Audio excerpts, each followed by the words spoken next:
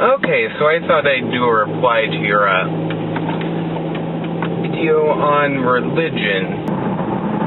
I wouldn't say that I'm a particularly overly religious person. However, I would say I still am religious.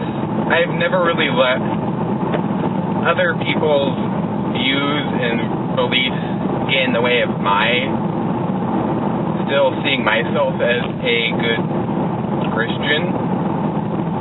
The way I like to think about it is that I was created by God the way I am.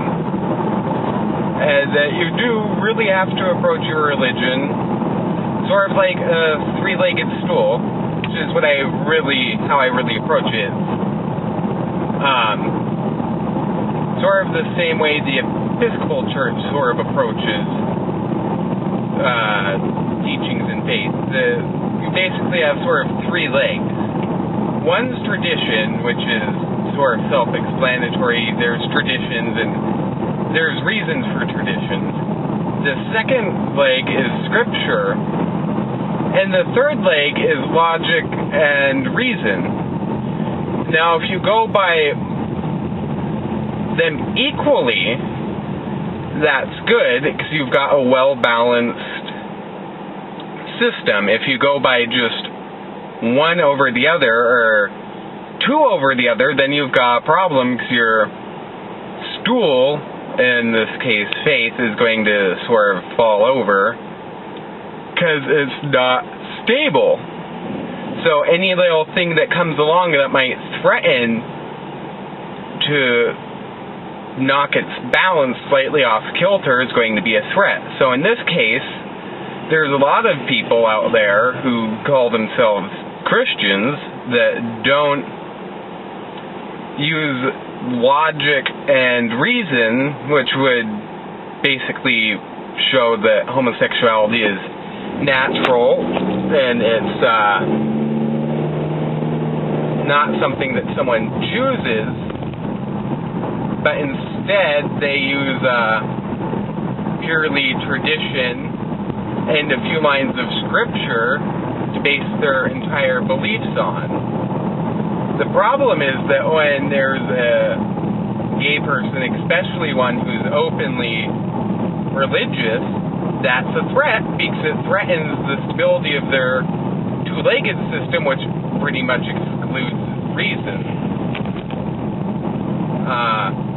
But my view is you do, especially with the Bible, you have to take the passages in the context of when they were written, and by the fact they are written by man. The Bible is basically, especially the Old Testament, stories that were divinely inspired. They weren't written by the hand of God. They were written by the hand of man after having some sort of, quote, divine experience. And then even a lot of them aren't even quite that. And if you look at where a lot of the issues with homosexuality come from in the Bible, it's the Old Testament, it's the ancient Hebrews, and a lot of it is more to do with the fact that they're trying to distance themselves from the religious practices of their neighbors more than anything else.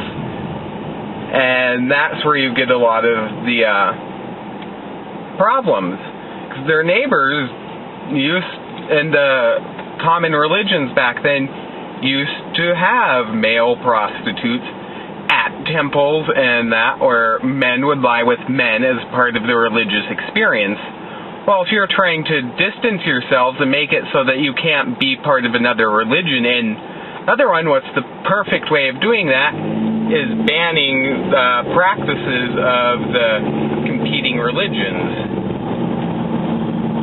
So I tend to look at it that way, and the Bible has a lot more to do with how to live an upstanding, good life that will not impinge on the ability of other people to live an upstanding, good life and not take advantage of them than it does with the ABCs and what to's and what nots of someone's sex life, short of don't cheat on your partner and that kind of thing. And also I choose to believe in the fact that Jesus' teachings are the newest word, and he never, ever really refers to homosexuality. As a matter of fact, if you look at what a lot of scholars have found that has been left out of the Bible by the church throughout its history, there are some stories that have been left out of the Bible that would suggest that